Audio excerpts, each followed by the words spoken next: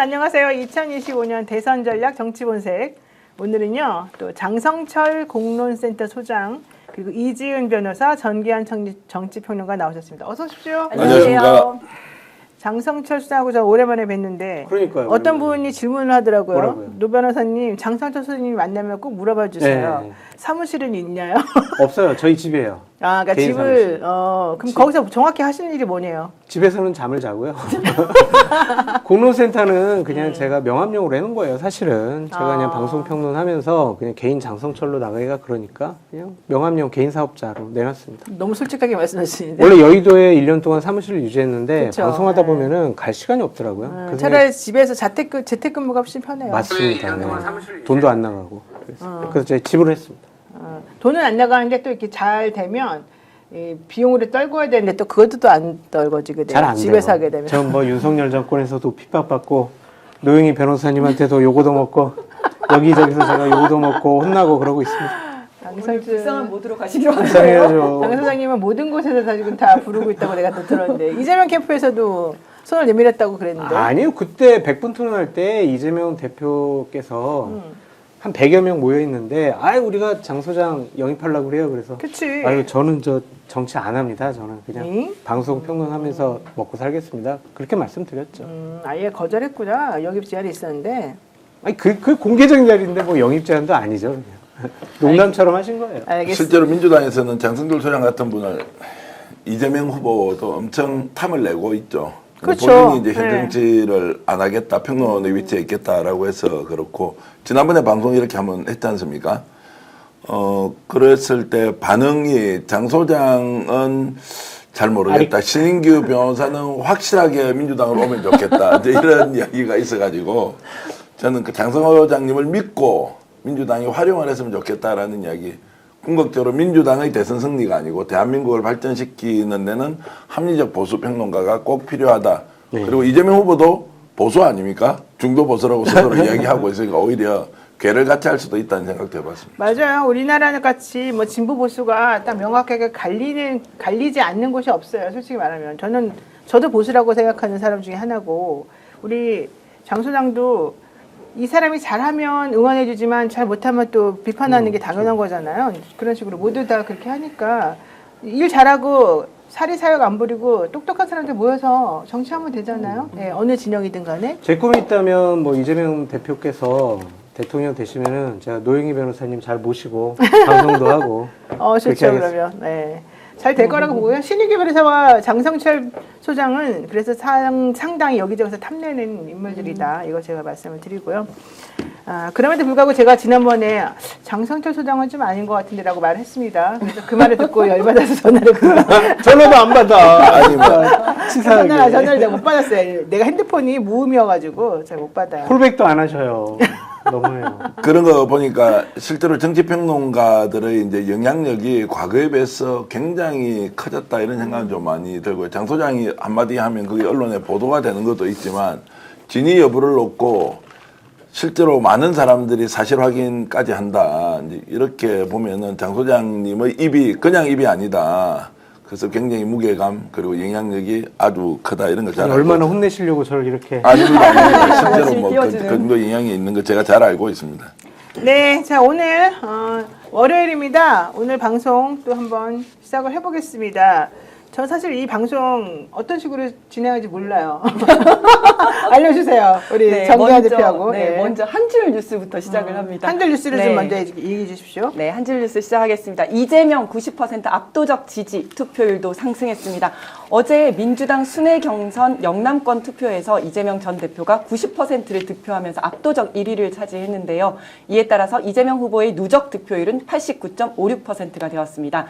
이 수치는 2002년 민주당 대선 경선에서 노무현 후보가 기록한 역대 최고치인 72.2%와 지난 당대표 경선 때 85.4%를 넘어서 90%라는 기록을 세울지 관심이 쏠립니다. 당원들과 국민들의 높은 관심을 반영하듯이 투표율도 올랐습니다. 충청권은 57.87%, 영남권은 70.88%로 집계됐는데 이는 지난 대선 경선 대비 충청권은 7.67%포인트, 영남권은 10.11%포인트 상승한 수치입니다. 네, 전 대표님. 이재명 대표가 90%의 압도적인 지지를 지금까지 얻은 것으로 지금 나와 있고 투표율도 상당히 올라간 걸로 나와 있는데 이게 사실은 지난번에 충청권에서 있었던 것도 있었지만은 영남권에서의 선전이 매우 좋았던 것 같습니다. 50%대 이제 중후반이었고 충청이 영남에서 70% 이상 투표율에 높았어요. 주목을 하고 있고요. 결집이 되고 있다는 거죠. 흥행이 되고 있다는 거고. 그러면 오히려 후보가 많은 결과를 예측하기 어려운 국힘은 분위기가 사그라들고 왜 이재명 쪽으로 쏠리느냐. 그래서 다음 주 토요일, 아니 이번 주 토요일입니다. 광주, 전남, 호남권과 그리고 일요일 날 이제 수도권, 서울 중심으로 있을 때 어떤 이제 바람이 다시 일어날지 예사롭지 않습니다. 그러니까 이게 지금 당원 50% 그다음에 일반 국민 여론 50% 이런 식으로 이루어지지 않습니까? 자, 지금 현재는 당원 이제 투표율만 지금은 반영을 당원만 하고 보고 있고, 있고 50%는 이제 나중에. 마지막에 서울에서 할 때 전국 조사의 결과치가 이제 반영이 돼서 발표가 됩니다. 제가 지난주 토요일 날 기업체 강연을 한 2시간 하고 왔어요. 외국 기업이었는데 한국 대선에 관심이 되게 많더라고요. 그러니까 저는 뭐 짧게 얘기하는 게 좋고 결론부터 얘기하는 게 좋아서 이번에 그냥 볼 것도 없다. 이재명 대표가 대통령 된다. 근데 우리가 민주당의 경선 과정 중에서 주목해야 될 거는 이재명 대표의 득표율이 90% 넘을 거냐, 안 넘을 거냐, 그것만 보면 된다. 그랬더니 이 사람들이 이해를 못 하는 거예요, 막. 진짜 그렇게 나오냐고. 근데 이제 토요일, 일요일 하는 거 보니까 제 예측이 맞은 것 같다. 그러면 90% 넘으면 어떤 거고 안 넘으면 어떤 거예요? 그 별 의미가 없어요. 사실은 저는 그냥 없는데. 88% 얻을 거라고 그냥 그렇게 예측을 하고 있는데 저는 당연히 지금 민주당이 야당으로서 이재명 대표를 중심으로 한치의 틈도 없이 혼란도 없이 그냥 쭉 분열 없이 가는 게 맞다고 생각하는 사람이거든요. 네. 근데 이제 저런 것들이 대통령이 되고 나서 일방적으로 권력을 한 분에게 집중되어 있으면 독재할 수 있지 않을까 이제 그런 걱정이 드는 거예요. 입법권 갖고 있고 행정권 갖고 있고 이제 헌재 소장 같은 경우도 이제 이재명 대표가 대통령 되면 2명 또 지명할 거란 말이에요. 입법, 사법, 행정이 한 분에게 몰려 있는 게 과연 맞을까? 저는 대한민국의 그거는 잠깐만. 그거는 과거에도 그랬었던 거고 윤석열 대통령도 뭐 의원만 안 했지 다 갖고 있었잖아요. 아니 근데 이번에는 이제 의회 입법권까지 갖고 있으니까 그래서 대한민국의 상권 분립 견제와 균형이라는 것이 깨지지 않을까? 아니 저는 그거는 좀만 더 국힘이, 말씀드릴게요. 그러니까 국힘 전 잘못했다고 계속 네, 비판을 했던 자업자득이죠. 사람이고, 그러니까 사람을 믿는 것보다 저는 제도를 믿는데 그것이 조금 무너지고 망가지지 않을까 그런 걱정과 우려가 있어요. 본인들이 열심히 해서 뭐 국정을 잘 운영해서 개엄을 안 했으면 됐을 아니, 거 아닙니까? 맞다니까요. 네. 그 점은 제가 계속 비판해왔던 부분이고 포인트가 달라요 지금. 앞으로 얘기하고 미래에 일어날 일을 좀 말씀을 드리는 거예요. 그러니까 잘 받아들여야 하는데 독주체제라고 표현할 거냐, 오히려 일사불란하게 국정 운영의 에너지를 극대화시켜서 갈 거냐라고 하는 것은 관점의 문제인 이거는 뭐 정치 성향에 따라서 다르게 분석할 수 있는 거고 지금과 같은 전쟁 이상의 정말 국가적 혼란, 위기 상황에서 어떤 것이 더 필요하느냐. 대통령이 명확하게 방향과 목표와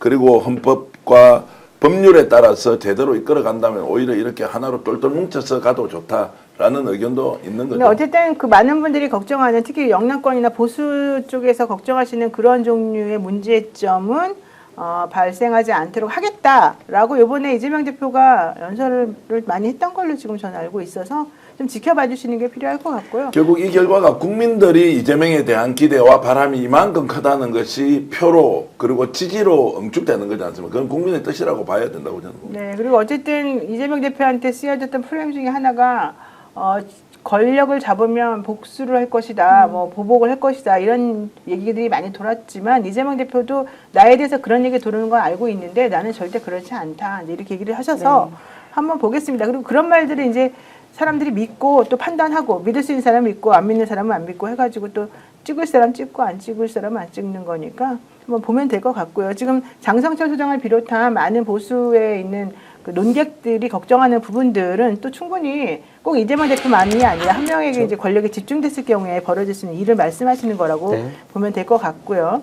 자, 두 번째 뉴스 나가겠습니다. 네, 더불어민주당 대선 후보들이 TV토론과 공식 연설을 통해서 대선 주자로서의 면모를 보여주고 있습니다. 후보들은 성장과 복지의 균형, 수도 이전과 메가시티 구성 등 지역 균형 발전 전략부터 계엄 이후 권력기관 개혁, 외교 안보 및 국민 안전 강화에 이르기까지 주요 현안을 폭넓게 다루며 국정 운영에 대한 청사진을 제시했습니다. 특히 상호 존중 속에서 진행된 이번 토론과 연설은 품격 있는 정책 경쟁의 모범을 보여주었다는 평입니다. 네, 국가 개조, 국민 통합, 지역 균형 발전. 근데 되게 말은 좋은데 사실 이게 금방 나오는 그런 거는 아니잖아요. 그쵸. 결과물이. 이런 건 어떻게 하게 될까요? 근데 저는 저거는 민주당이 워낙 이번 대선에서 유리한 구도와 판이 벌어지고 있기 때문에 큰 담론을 던지고 있다라는 점에서 상당히 긍정적이고 다행인 것 같아요. 국민의힘 경선 보면은 키높이 구도는 왜 싫어? 생머리야? 이런 게 나오는 것보다 저렇게 국가를 어떻게 바꿀 것이냐, 개혁할 것이냐, 그러니까 저것이 옳은 방향이냐, 그런 방향이냐, 그걸 떠나가지고 저런 화두를 던지고 논쟁을 붙인다라는 것. 그렇지. 그리고 치열한 논쟁을 통해서 보다 더 좋은 방안을 만들어내고 사회적인 통합을 만들어내는 것. 그건 상당히 중요하고 좋은 것 같아요. 그래서 맞습니다. 저거는 앞서 나가는 정당의 여유가 보여진다. 그렇게 말씀드립니다. 정책으로 얘기하는 게 정말 보기도 좋고 또 준비를 오래 했다는 느낌도 드는데요. 이와 같이 연결해서 얘기를 안 할 수가 없습니다. 국민의힘 A조 B조 이 토론을 보면서 제가 깜짝 놀랐고요. 정말 안철수 의원의 말은 내가 정말 하고 싶었던 말들이었고요. 더 중요한 거 청년들에게 소구한다라고 하면서 밸런스 게임 뭐 이런 걸 하는데 내가 미치는 줄 알았어요. 아니 그 밸런스 게임 그렇게 하는 거 맞아요? 밸런스 게임 원래 두 개의 선택지를 주고 막상막하의 선택지를 네, 주고 어쩔 수 없이 어떤 거 하나를 선택하니까 네. 딱딱 순발력 있게 하는 거잖아요. 그래서 그 사람의 상황을 이제 보겠다, 성향을 알겠다 이런 건데 바퀴벌레가 되고 싶어요. 다시 태어나면 자동차 바퀴가 되고 싶어요. 이게 과연 제대로 된 밸런스 게임의 문항입니까? 그리고 저 되게 웃겼던 게 조국의 시간하고 문재인의 운명 둘 중에 하나 고르라고 했잖아요. 이거 다 너무 오래된 책이잖아요. 이재명의 책을 이야기하기에는 띄워줄까 봐 그건 또 싫었던 것 그것도 같아요. 싫었던 거네, 그러네. 그래갖고 옛날 거를 또 한 거예요. 그러니까 아니 근데 또 나쁜 점은 또 말했어요. 입시비리 맞아. 자로부터 뭐 변호를 받고 싶으냐 아니면은 뭐 해보고 싶으냐 뭐 이런 거 있었거든요. 근데 참 인내력이 대단하시죠. 왜요? 그거 다 보셨어요? 아니 저는 그냥 도저히 볼 자신 없어가지고 뭐 이렇게 한 1, 2분짜리 그거를 이제 화제되는 거만 봤는데 틱톡으로 봤어요. 틱톡으로. 아 좀 창피하더라고요. 참. 자 그러면 자, 마지막 네. 국회 지금 연결해야 네네. 될까요? 국회 기자회견 지금 시작했다 그러는데. 아, 그래요? 예. 지금 강혜경 국장이 이 여론조작과 관련해서 최용희 관련된 내용도 하고 있습니다. 지금 선교 의원이 먼저 얘기를 하고 있다. 네. 최용희 의원은 명태균 게이트 진상조사단 단장이죠. 예. 네, 소리가 안 나오는데? 오세훈 시장도 시장으로 탄생부터 이 명태균 씨와 연결되어서 잘못 탄생되었습니다. 그래서 이번에는 대통령 후보 출마도 포기했고, 그리고 불법 여론조사, 그리고 자금 대납 등으로 수사를 받고 압수수색까지 당했습니다. 이제 똑같은 삼형제, 윤석열, 오세훈, 홍준표 삼형제, 맏형이라고 할까요?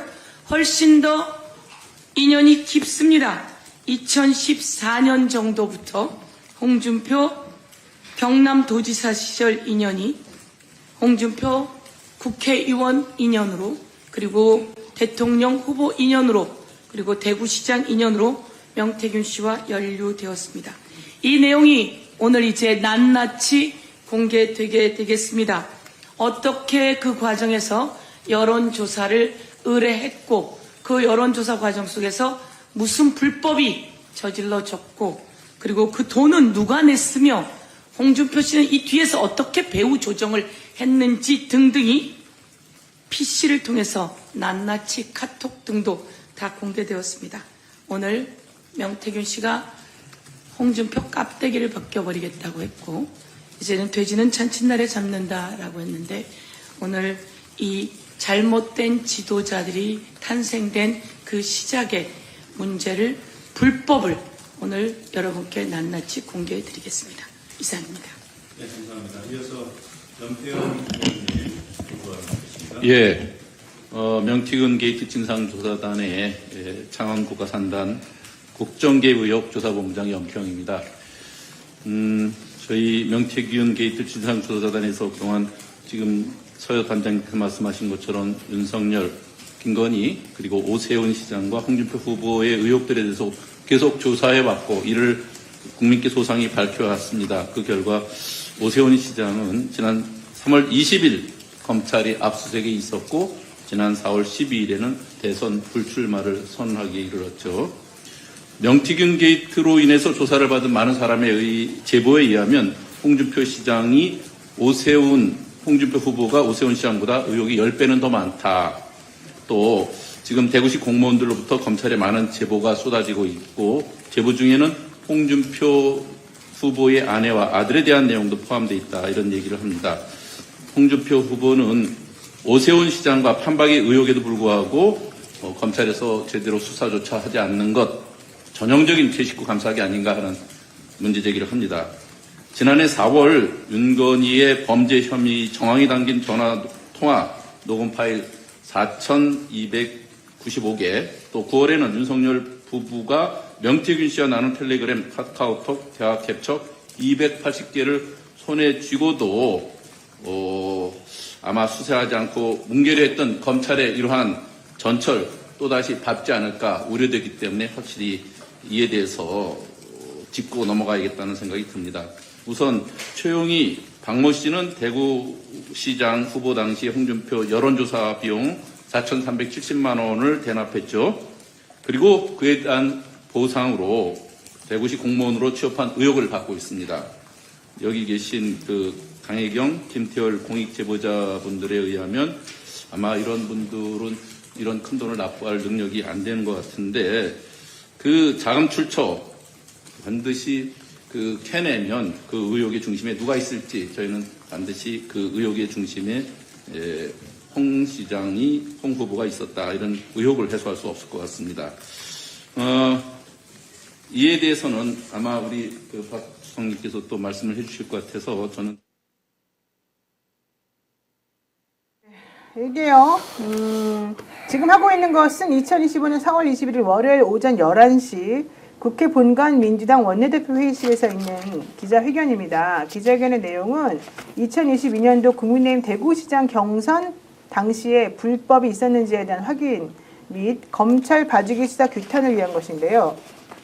홍준표 캠프에서 이 경선과 관련한 불법을 저질렀다는 것이고 이것을 명태균 씨와 같이 한 것이다. 이런 주장인 것 같습니다. 주요 내용은요. 홍준표 대구시장 선거 불법 당원 명부 입수 그리고 유출, 불법 여론조사 관련 내용이고요. 참석자는 공익제보자인 강혜경, 김태열 씨 나오고요. 명태균 게이트의 진상조사단장인 서영교 단장, 염태영 창원산단 등 국정개입 조사본부장, 박성준 원내 수석부대표, 노정면 원내 대변인 등입니다. 보도자료는 현장에서 배포가 된다고 하는데요. 저희들도 보도자료 좀 확인해서 여러분들한테 알려드리고 싶은데요. 구체적으로 지금 이 내용이 무엇에 대한 것인지 정기환 대표 좀 설명 좀 해주실까요? 자, 2022년도 6월 지방선거 때 홍준표 대구시장이 탄생하죠. 3월 달에 경선 준비한다 한참 정신이 없었습니다. 당원 명부가 유출됐다는 것도 여러분들 뭐 몇 번 들어보셨을 건데 당원 명부가 유출됐다는 것은 통상적으로는 이제 안심번호를 통해서 0505 이렇게 번호가 나가는데 당시에 홍준표 시장 캠프 쪽에는 0505 번호가 아니라 권리당원의 명부가 3월 21일 날 29,800개가 아예 권리당원 그러면은 성별, 주소 그리고 당원 가입 일자 거기다가 사는 지역까지 다 포함해서 나갑니다. 이걸 가지고 여론조사를 해달라고 부탁을 하죠. 그러면 당원들의 성향 분석을 시작합니다. 권리당원이라는 것은 당내 경선에서 굉장히 중요한 결정적인 영향을 미치는 사람인데 그렇게 해서 3월 21일 날 한 번 나가서 29,800개가 좀 넘는 거를 전수로 돌려서 성향 분석을 합니다. 두 번째는 4월 4일 날은 이거보다 더 대담해졌습니다.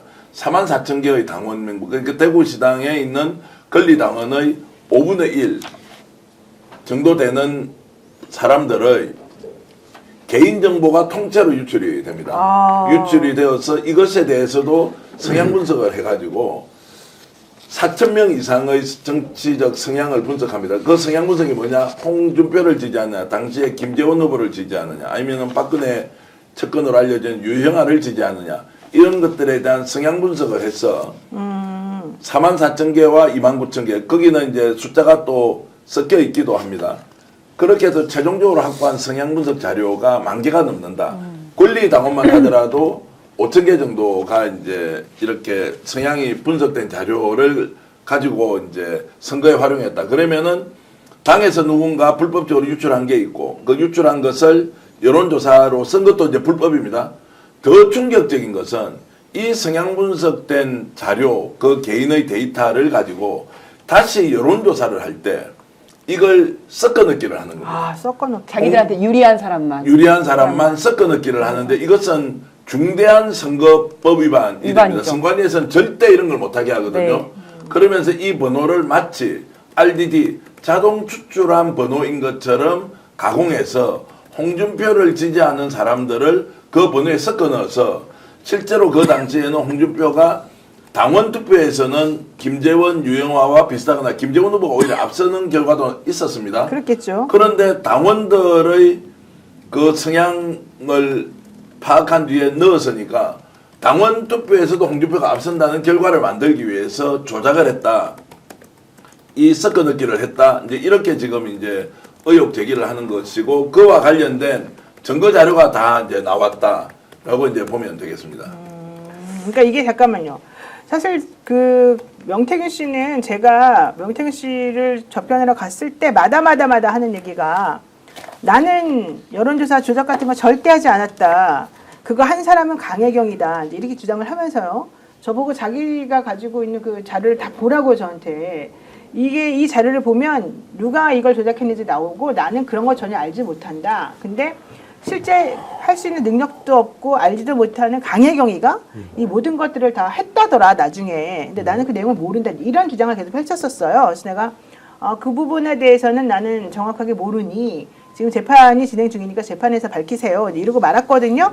그랬는데 지금 강혜경 씨는 사실 그 전에 저하고 이제 같이 협업을 할 때 실제 여론조사 조작이 어떻게 이루어졌는지를 얘기를 하면서 지금 우리 화면에 나오는 저런 식의 그 로데이터를 가지고 어떤 식으로 조작을 하라고 명태균 씨가 했는지를 설명을 저한테 다 해줬었단 말이죠.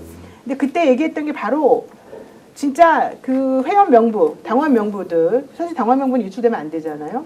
당원 명부들이 이름, 나이, 성별, 사는 곳, 성향, 뭐 이제 전화번호, 전화번호, 네 이런 건 전부 다 이제 있고 그게 다 식별이 너무 가능하게, 다 완벽하게 다 예를 들면 이지은은 어디 살고 성향이 누구다 네. 이게 다 나오게, 노영이는 어떻다 그런 자료들이 3만 개 정도, 뭐 그 이상 이렇게 있었다는 거예요. 근데 그거를 먼저 받아.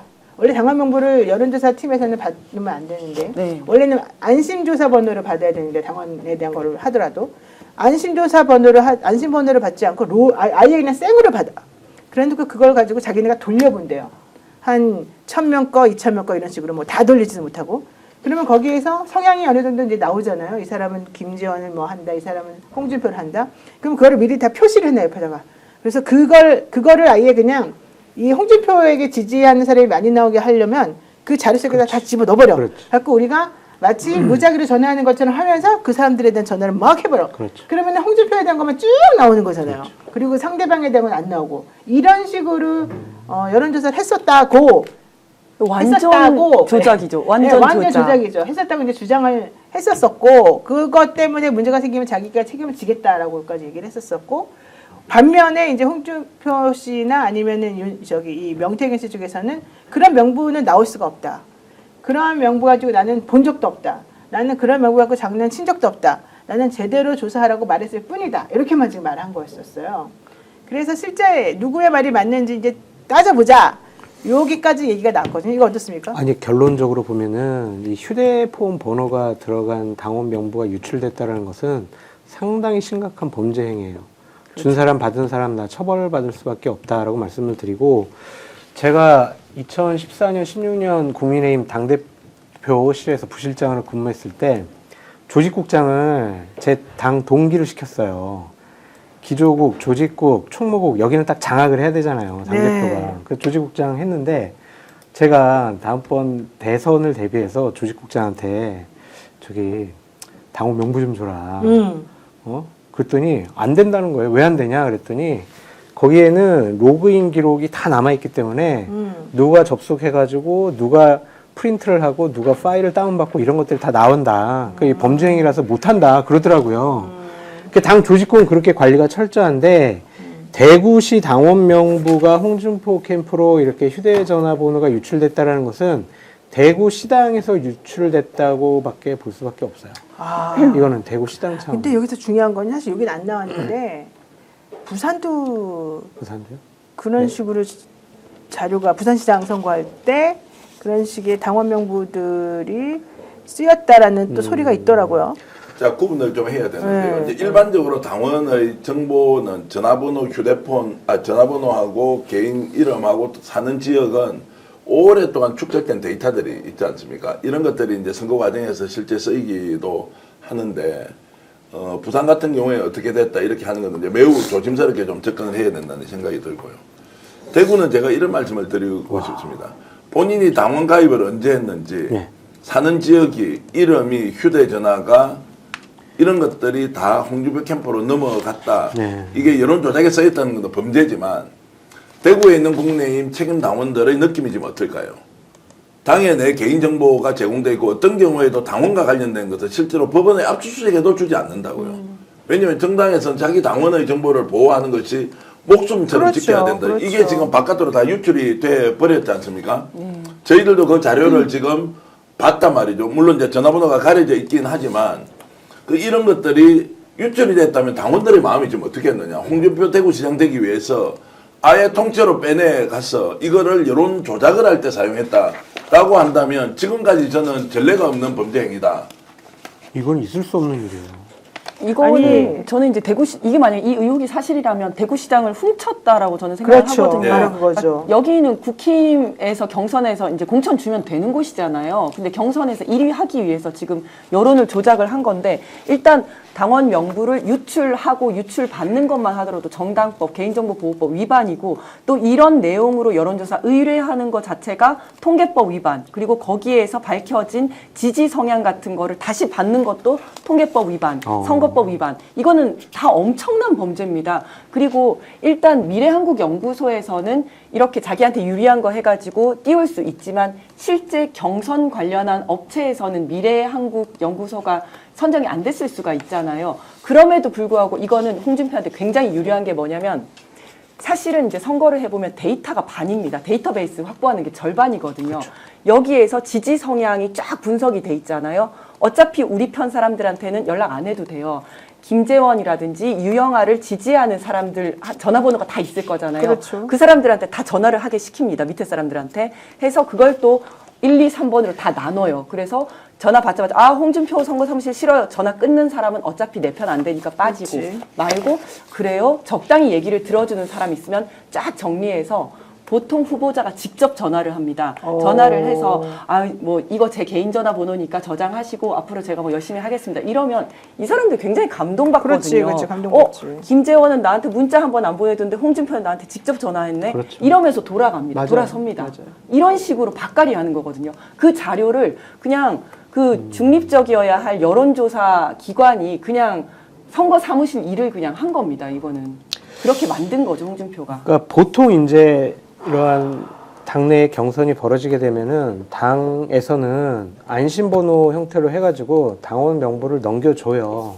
그래가지고 그 후보 측에서 그 안심번호로 전화해서 그냥 선거운동 하라고 여론조사도 하라고 이렇게 넘겨주거든요. 그것을 갖고 있다가 여론조사 업체에 당원 명부 일부를 넘겨줘가지고 여론조사 해달라고 하는 것들은 정상적인 건데 이런 식의 휴대폰 번호가 직접 갔다라는 것은 저는 대단히 충격적이고 있을 수 없는 일이 벌어졌다라고 다시 한번 말씀드릴게요. 자, 그 당시에 이제 홍준표 후보가 창녕에 출마하느냐, 아니면 양산에 출마하느냐, 여러 지역구를 놓고 이제 있다가 2020년도에 대구로 들어와서 무소속으로 수성을이 됩니다. 2022년도에는 윤석열 대통령 당선되고 나서 국힘의 입당을 이제 그 전에 이미 해놓고 이제 시장에 출마하기 위해서 해봤는데, 네. 홍 시장이 외지에서 왔으니까 대구에서 아직까지 인지도가 있다 하더라도 당원들 사이 호감도가 굉장히 떨어지는 상황이었죠. 이때 이제 당원 명부를 개인정보를 다 빼가지고 가서 섞어넣기 방식으로 여론 조작을 해서 결과적으로 초기 기선제압을 미래한국연구소에 의뢰를 해서 만들어냈다라는 게 이제 핵심이고, 이 여론조사 과정을 최종적으로 여론조사를 하면서 발표하는 기관과 여기에서 사전에 작업을 했던 이것이 좀 이제 다르긴 합니다. 그런데 이제 이 개인 번호가 어디까지 활용이 돼서 갔느냐. 일반 여론조사에서도 들어간 거 아니냐. 네. RDD 방식이라는 게 뭡니까? 자동으로 휴대번호를 추출할 때 이걸 지금 홍 시장한테 유리한 것을 수천 개를 심어버립니다. 또는 확실하게 홍 시장을 지지하는 사람을 넣는다. 아니면 유영아 후보나 김재원 후보 쪽으로 지지하는 사람을 의도적으로 빼버리는 겁니다. 이제 이런 방식으로 했을 경우에는 여론의 왜곡이 생기는데 선관위에 제가 물어보니까 있을 수 없다. 아니 있을 수 없는 거 알겠는데 만약에 그렇게 해서 번호 신기를 통해서 자동 추출 과정에서 했다면 어떻게 되느냐. 본 적도 없다. 이런 조작을 할 수 있다는 것은 상상을 하지 않는다. 왜냐하면 정치를 할 수 없을 뿐만이 아니라 이걸 해줄 수 있는 기관은 없다. 라고 이제 얘기를 하는데 일어나 버렸습니다. 홍 시장 캠프 쪽에서 주도했습니다. 돈까지 홍 시장 캠프에서 줬습니다. 다만 홍준표 이름으로 주진 않았는데 대구시청 주무관으로 했던 사람 이름으로 왔고 그리고 박재기라고 있지 않습니까? 경남도시공사 사장 출신 최측근이 본인 이름으로도 오고 또 본인이 아는 운전기사, 홍 시장 운전기사의 이름으로도 돈이 들어옵니다. 그런데도 홍 시장이 아무 관계가 없다라고 할 수 있느냐라는 것은 이제 저희들이 계속 수사를 통해서 확인하도록 촉구해야 한다고 봅니다. 그러니까 지금 홍준표 시장의 태도는 그냥 질문 자체를 안 받잖아요. 지금 이제 대답을 안 할 네, 겁니다. 예. 무시하는 거고 계속 그냥 나는 상관이 없어 그냥 몰라 다른 질문에 이렇게 넘어가고 있잖아요. 이거는 경선만 넘어가 보자. 그러면 대선 국면 가면은 이거는 검찰이나 경찰이 건들 수가 없다. 일단 대선 후보부터 대고 보자. 그런 차원의 문개기 작전 같아요. 근데 이렇게 실질적으로 민주당에서 문제 제기를 하고 증거 자료가 스픽스를 통해서 공개가 되면은 이거는 더 이상 뭉개고 넘어가기는 어려운 상황 어렵죠. 아니냐. 네. 그렇게 보여집니다. 자, 제가 이제 요 내용을 그 김재원 전 의원 최고위원한테도 전화를 해서 물어봤습니다. 그때 당시에 이제 상대방이었죠, 경쟁하던. 경쟁을 했고 네. 처음에는 김재원 후보가 그 당시에 인기가 상당히 좀 있었습니다. 자, 당원 내의 인기보다는 이제 외부 활동을 특히 방송 활동을 많이 하면서 대구에 이제 출마한다고 해서 세 사람이 이제 초경합 상태 비슷한 상황이 있었습니다. 네. 유영아, 김재원, 홍준표가. 네. 혹시 개인정보 받은 적 있나? 개인정보 받았을 리가 없지 않습니까? 어떻게 받아요? 그러면 안심번호는 받았나? 0505 안심번호로 받은 기억은 있다. 근데 안심번호는 날짜도 정해져 있다. 내 마음대로 계속 쓸 수가 없는 거예요. 그렇지, 그 며칠, 기간 며칠밖에 안에만 안 되죠. 쓰는 건데 근데 홍 시장이 이런 걸 받았다라고 하는 소문이 있는데 들어봤나? 들어봤다는 거예요. 들어봤대요? 그 당시에도 굉장히 이게 문제가 된다. 여론조사 과정에서 왜곡이 일어난다고 전문가들이 많이 이야기했던 모양이고 심지어는 이 번호를 특정 여론조사에 심어서 홍이 돌리고 있다라는 소문까지 많이 들었는데 문제는 절대 다수의 언론이 여론조사 나오면 홍 시장 1등, 홍 시장 1등, 홍 시장 뭐 이런 식으로 분위기를 띄우니까 문제 제기를 하더라도 이것을 확인하기가 매우 어려운 상황이었고 분위기는 그때 다 휩쓸려 갔다. 또 대구의 전직 시장을 비롯한 많은 사람들이 홍 시장이 대구를 엄청 바꿀 것처럼 또 분위기를 만들어가서 쑥 가버리니까 실제로 대처를 하지 못했는데 지금 알고 보니까 전화번호를 아예 빼가지고 가서 여론 조작을 하고 그 번호를 심어서 자 결과를 왜곡했다고 하면 참 정말 놀라 자빠질 일이다. 이제 이 사람이 지금 대선 후보로 지금 나와 있고 뭐 1등, 2등, 3등, 4등 안에는 될 거 아닙니까? 그래서 제가 이런 생각을 하죠. 왜 홍 시장이 이번에 대선 출마를 했느냐? 대구에서 터질 이 사건을 미리 감지하고 대선에 출마하면 검찰 수사의 칼날도 좀 피할 수 있지 않습니까? 그리고 혹시라도 기대 이상으로 선전하게 되면 이거 끝까지 뭉개고 갈 수 있다라고 생각을 했죠.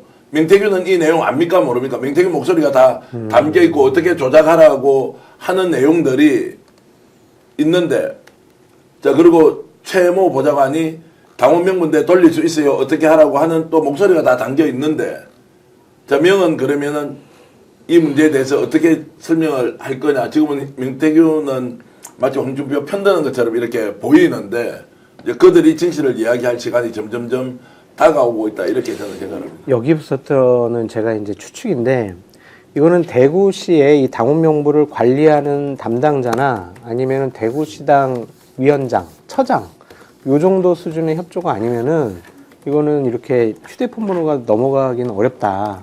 그럼 예를 들면 이제 이런 거예요. 추측.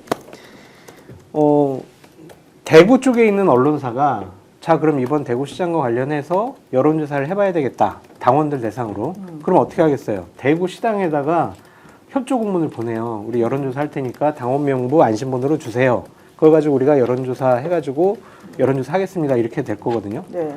좀 악의적으로 추측을 해본다면은 대구시에서 홍준표 후보를 지지하는 사람이 성향 분석된 거를 자기가 받아가지고 분류를 해놔. 그래서 홍준표 시장에게 유리한 사람들을 넣어가지고 먼저. 언론사에 던져주는 거야. 그럼 거기서 하면은 그냥 홍준표 시장이 높게 나오잖아요. 그렇죠. 이것까지도 우리가 염두에 두고 조사나 의심을 해봐야 된다라는 생각이 드네요. 그러니까 언론사가 이건 이제 우리 이런 사람이 아니라 언론사가 내가 홍준표 시장에 대한 여론조사를 한번 해보고 싶다. 그 당원 명부 당원들 대상으로 하는 거니까 당원 명부를 주시오. 이렇게 할 수도 있어요. 일단은 첫 번째는. 그렇죠. 공문 보내가지고 달라고 할 그러면 수. 그럼 그쪽에서 그냥 객관적인 거 다 주는 게 아니라 그렇죠. 그 중에서도 홍준표 시장에게만 특별히 더 호의적인 사람들 거를 뽑아서 주는 거예요? 아니 노 변호사님 생각해봐요. 네, 이 네. 휴대번호까지 줄 정도면은 정말 밀착된 관계예요. 이거는 안 그러니까 그래요? 밀착된 관계인데 그러면 그 대구시당에서는 이 사람들은 홍준표 라인, 이 사람들은 뭐 홍준표 지지 아닌 사람 이렇게 알아요 미리 자료를?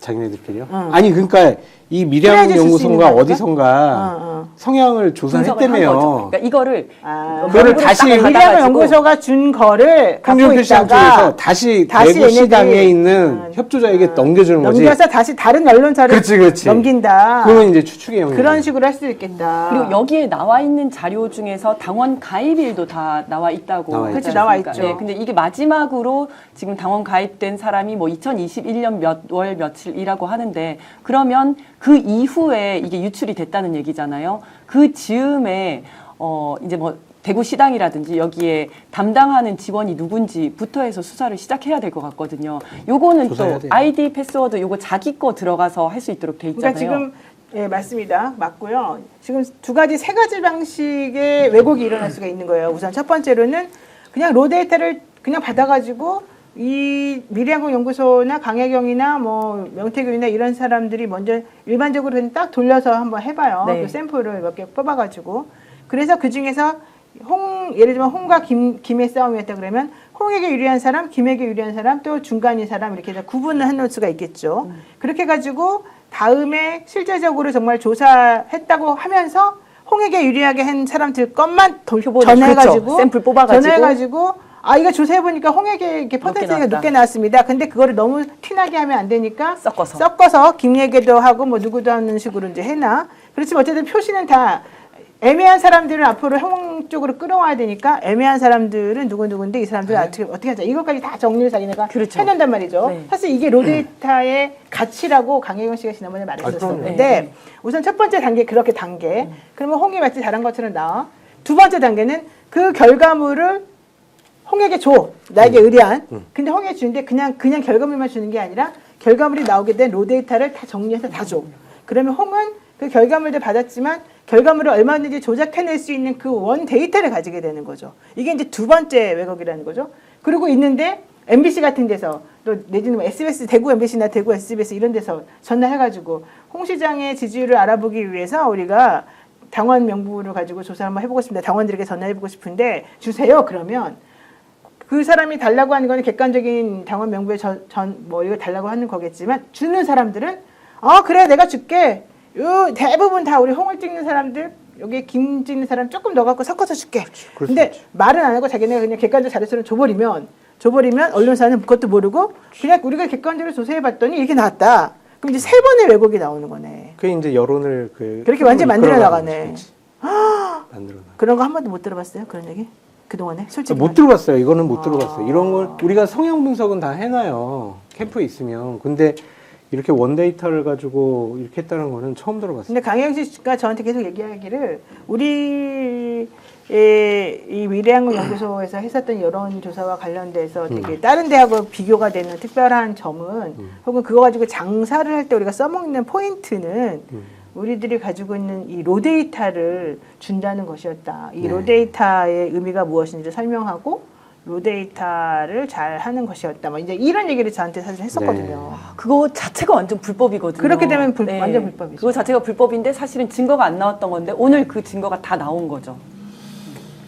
이거 돈도 이 정도만 아니라 딴 돈도 이런 사례는 찾기 어려울 거고요. 하여튼 그렇죠, 검찰에서 어렵죠. 이거 이제 문제고 수사 안 했다는 거고 수사 촉구하는 의미에서 이 문제가 이제 다시 불거지는 거고 워낙 많은 정보를 지금 우리 시청자 여러분들이 듣고 있기 때문에 당연히 불법 차고 넘칠 것이다라고 생각하지 않습니까? 돈까지 자기 최측근이 줬는데 나는 그거 모르는 거야라고 뭉개버리면서 지금 계속 이제 여기에 대해서 회피하고 있지 않습니까? 네. 수사를 당연히 해야 할 테고 그 수사를 통해서 어느 정도의 불법 행위가 있었는지 그 자금의 출처는 어디였는지 누가 만들어서 전달한 건지 이런 것들은 이제 다 따져봐야 하는데 홍준표 시장의 후보의 지금 정책 생명은 거의 막바지로 향하고 있다라고 저는 봅니다. 이것은 본인이 뭐 대선 후보가 될지 안 될지는 저는 알 수 없지만 어떤 경우라 하더라도 지금 이 정도 내용이 나왔는데도 검찰이 수사하지 않는다. 특검을 통해서라도 밝혀야 될 것이고 그리고 이게 선거에서 여론 조작을 실제로 숫자로 통계 조작을 했다는 게 있을 수가 있냐고요. 누가 이것을 용납할 수가 있습니까? 절대로 용납하지. 그러면은 박빙 지역에 누군가 출마하는데 여론조사 회사하고 짜서 이 번호를 실제 결과에 반영되도록 해버리는 순간 어떻게 됩니까? 그러면 국민들의 민의가 그대로 반영이 안 되는 구조로 홍 시장 측에서 주도했다. 홍의 책임 아니에요? 홍 책임 아닙니까? 옆에서 다 했다고 또 발뺌을 하고 대신 감옥 가면 다 끝이 날 일이냐고. 그 돈은 누군지 어디에서 나왔는지 이런 거 다 따져야 하는데 홍에 대해서는 그냥 철벽처럼 검찰이나 경찰이 수사하고 있지 않다라는 말씀을 제가 한 번 더 강조합니다.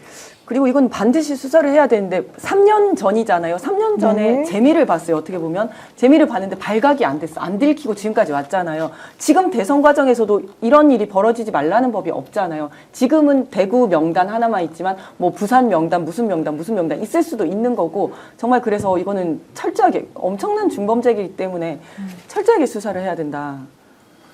그 싱크가 2개 준비되어 있는데 예, 한번 들어볼게요. 그 중에 하나가 이제 그 최모 씨가 직접 강혜경 국장한테 전화해서 당원명부 넘겨줄 테니까 이거 조사할 수 있나라는 내용인데 그거 먼저 한번 들어보실까요? 네. 안녕하세요. 네, 소장님. 네, 안녕하십니까. 제가 카톡으로 네. 좀 오래된 거긴 한데 대구 당원명부 보내드렸거든요. 아, 네네네. 최신 거는. 그걸로 여론조사 가능하죠? 예, 닦아서요. 네, 그러면 그걸로 그냥 대구시장 거 3분만 넣어서 저번처럼 설문지 그대로 해서 네네네. 좀 돌려주시겠어요? 아, 알겠습니다. 대구시장 그 김재원, 권영진, 홍준표 들어가 있는 거 네네네네. 그거. 예. 네네, 예, 알겠습니다. 부탁 좀 드릴게요. 네. 예. 그리고 하나 더 있는데 이거는 이제 저 현장 것은 아닌데 평소에 명태균이가 여론조작 안 했다고 아까 말씀하셨죠.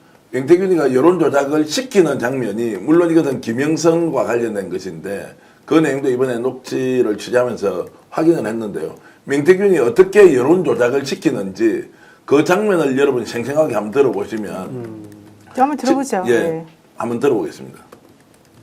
안다가 그 70%가 돼야 되고, 네, 그렇죠. 예. 한 65% 정도 나오면 좋겠다. 인지도가요? 예, S, 안다가 65%. 예. 찍는다가 몇 프로 돼 있지? 찍는다. 지지가 잠시만요. 지지하겠다 57.8. 그래, 57.8이면 됐고, 네, 김지수가 지금 한 35% 나와야 되죠? 네네. 30%. 정당 지지가, 지금, 누구지? 김영선이가 전당 지지를 자기 지지보다 조금 높아야 되고, 네, 김지수는 정당 지지와 같이 나와야 되고, 네, 그러니까 정당 지지가 한 35%면 김진수가 34%, 네, 김영선이 정당 지지가 한 5% 정도 되면 47%, 그러면 거의 50% 이러면 되면 되지. 네네. 인지도는 한 70% 정도 되면 되고, 네, 예, 지지하는 거는 지금 50%, 네. 예, 그래 하면 되겠지. 알겠습니다. 아, 그리고 사장님. 예, 좀 전에 박재기 사장 전화 왔었는데요. 통계표에 그 당원 비당원, 이게 계산법 잘못됐다고, 경선 룰이 5대5인데, 비당원도 에이, 맞게끔 해야 된다고 그 계산을 다시 해서 해달라 하시는 거예요. 그 말도 안 되는 소리 하고. 아, 저한테 막 소리 지르고 전화 좀 해주세요. 자, 이제 저 장면을 보면 영화 이게 무슨 내용입니까? 아니 그러니까 통계 결과를 가지고 해석을 해야 되는 것이 네. 여론조사 전문가가 해야 될 네. 일인데 그 통계 결과를 보고 야 이거 숫자 조정 좀 할 수 있겠어? 일종의 밸런싱이라 그럽니까? 자, 터진 거는 좀 더 올리고 좀 많은 거는 좀 낮추고 자, 이런 것들을 구체적으로 지시를 하잖아요. 네. 명태균이 여기 아무 관계 없이 강희기가 다 했다고요. 김태일 소장이 돈 받고 저희들끼리 알아서 했다고 그렇게 주장을 하죠, 계속. 주장을 하는데 그러면 저 이제 통화 내용만 보더라도 자, 저게 김영선과 관련된 창원의창의 이제 선거 당시인데 저런 지시가 저기만 있었겠냐고, 명태균이. 맞아요. 다만 증거가 없기 때문에 공개를 못하지만 대구시장 선거에서는 아예 자, 로 데이터를 만들어서 성향 분석 자료를 강혜경이 직접 연결해 주는 게 아니에요. 중간에 명태균이 이걸 가지고 박재기 또는 최모 보좌관 이런 사람한테 이제 전달해 주잖아요. 그 뒤에는 이 데이터가 어떻게 사용됐는지 확인할 수는 없어요. 그렇죠. 가지고 갔으니까. 어떻게 심었는지 모르죠. 그러나 그 이전 단계에 누구의 지시로 다 이루어지느냐.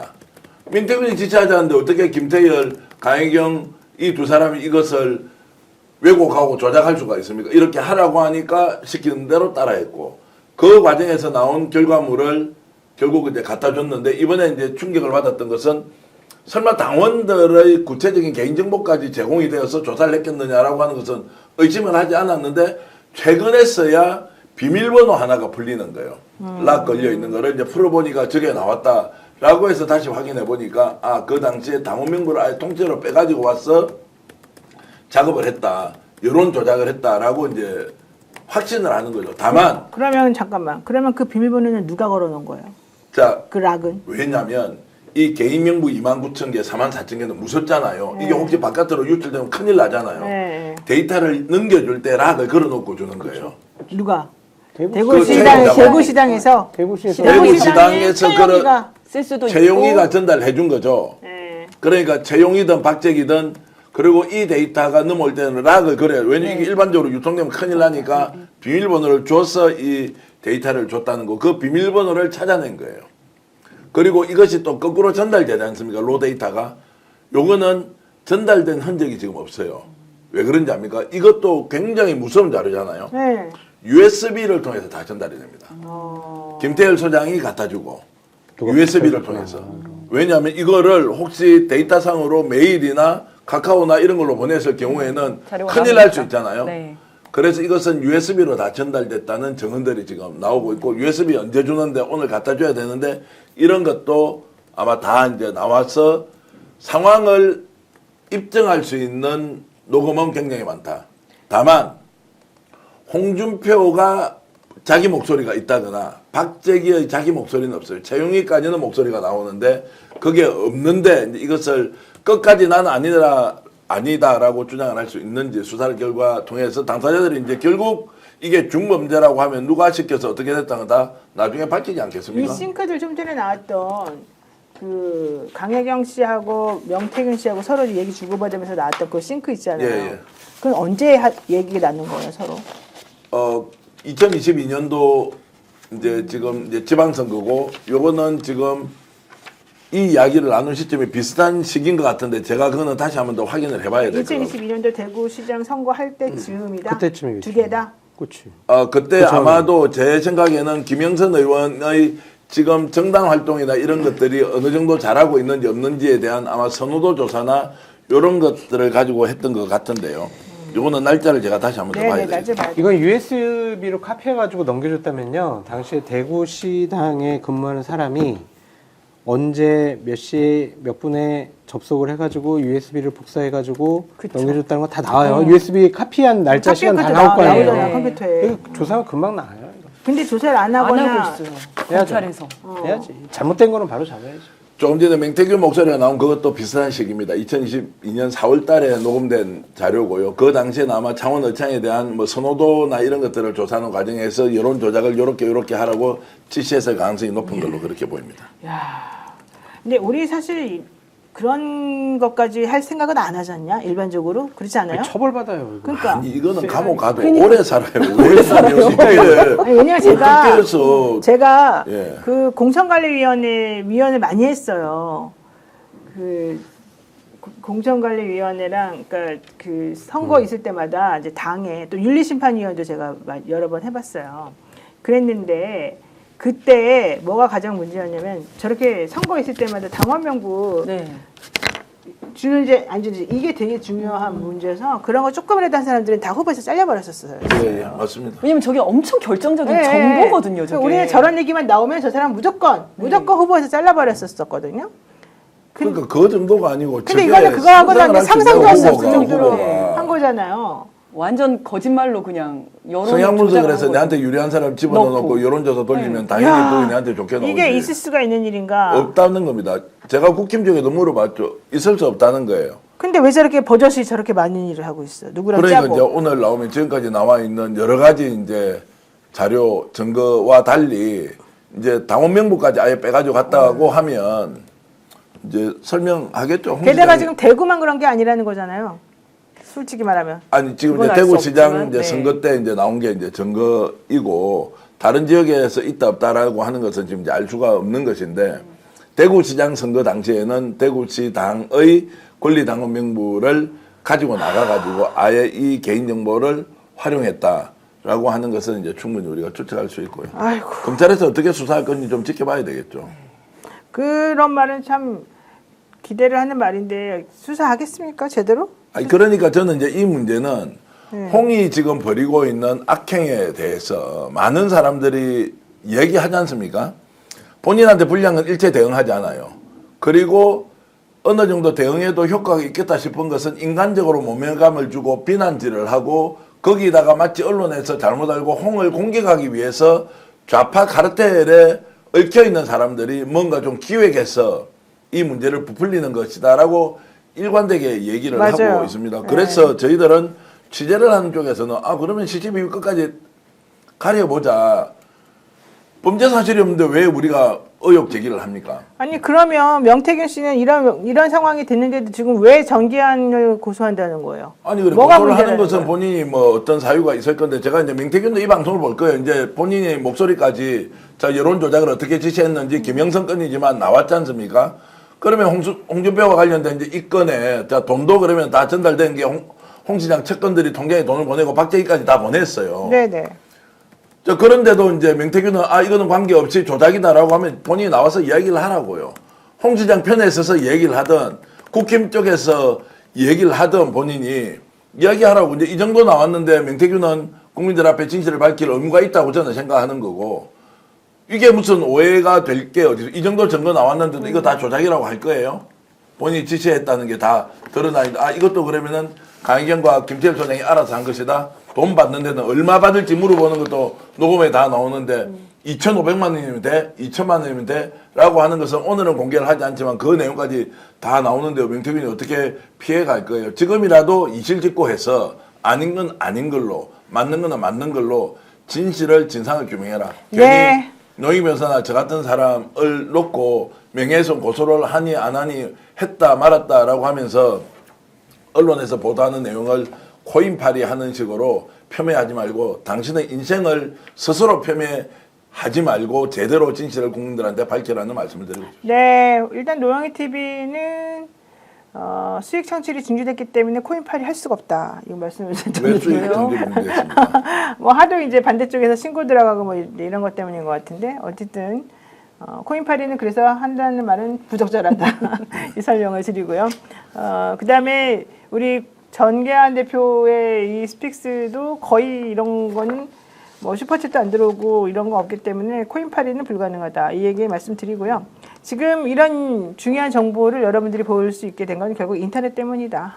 인터넷 비교환 이용하셔가지고 우리 한번 좀 저렴하고 싸게 우리 한번 잘 살아봅시다. 이런 얘기 하고 싶습니다. 네, 인터넷 비교원 최대 128만 원의 혜택을 놓치지 마십시오. 인터넷 신규 가입 시 48만 원, 휴대폰 구입 시 최대 50만 원, 정수기 렌탈 시 최대 30만 원입니다. 통신사만 변경하면 최대 30만 원 혜택 돌려드립니다. 인터넷 성능은 다 비슷한데 혜택을 잘 보셔야 됩니다. 비교원은 23년 동안에 60만 명의 누적 가입자 그리고 983억 원의 누적 현금 사은품 지급이 있었고요. 개인정보 보안도 철저해서 한 건의 보안 사고도 없었습니다. 8억 이상의 보증보험을 가입해 있기 때문에 한 번도 억울한 일이 없도록 준비되어 있는 그런 기업입니다. 전액 100% 현금으로 혜택을 받으실 수 있고요. 만약에 타사보다 사은품 혜택이 적으면 차액의 150% 보상 제도도 이루어지고 있습니다. 현금 혜택 싫으시면 55인치 삼성 TV를 선택할 수 있고요. 자세한 내용은 1670-2571를 통해서 상담 받으시거나 네이버에 인터넷 비교원을 검색하시고 상담 신청하시면 됩니다. 네, 지인 추천하실 때는 최대 4만 원권 모바일 상품권을 각 지인 한 명 추천할 때마다 드립니다. 네, 그리고요, 이렇게 이제 하다 보면 우리가 또 문제가 생길 수 있지 않습니까? 그럴 때는 보험으로 모든 걸 해결해야 됩니다. 더 착한 보험이 있습니다. 믿을 수 있다 더 착한 보험은 단순 보험 가입만 하는 곳이 아니고요. 최적의 보험 플랜을 제안해 주는 것입니다. 현재 가입된 보험이 당신에게 맞는지 진단 서비스와 리모델링 안내부터 맞춤 상품 제안까지 1644-1236 또는 010-7611-3303으로 연락해서 현명한 보험 플랜을 만들어 보시기 바랍니다. 네, 오늘 많은 분들께서 우리 대선 2025 대선 전략 정치본색 시청해 주셔서 감사드리고요. 네, 구독, 좋아요만 눌러주시고요. 지금 좋아요가 1,800분 정도 되는데요. 더 많이 눌러주실 것을 기대하고요. 어떠한 종류의 방송을 보기를 원하시는지도 댓글이나 이런 창에 올려주시면 저희들이 적극 반영하도록 하겠습니다. 네, 2025 대선 전략 정치본색 오늘은 여기까지 하도록 하겠습니다. 장성철 소장, 이지은 변호사, 정기한 정치평론가와 함께했습니다. 고맙습니다. 고맙습니다. 감사합니다. 오늘 방송 어떠셨습니까? 마음에 들었다면 구독, 좋아요로 스픽스를 응원해 주십시오. 여러분들의 구독, 좋아요는 가장 큰 힘이 됩니다. 스픽 구독, 좋아요.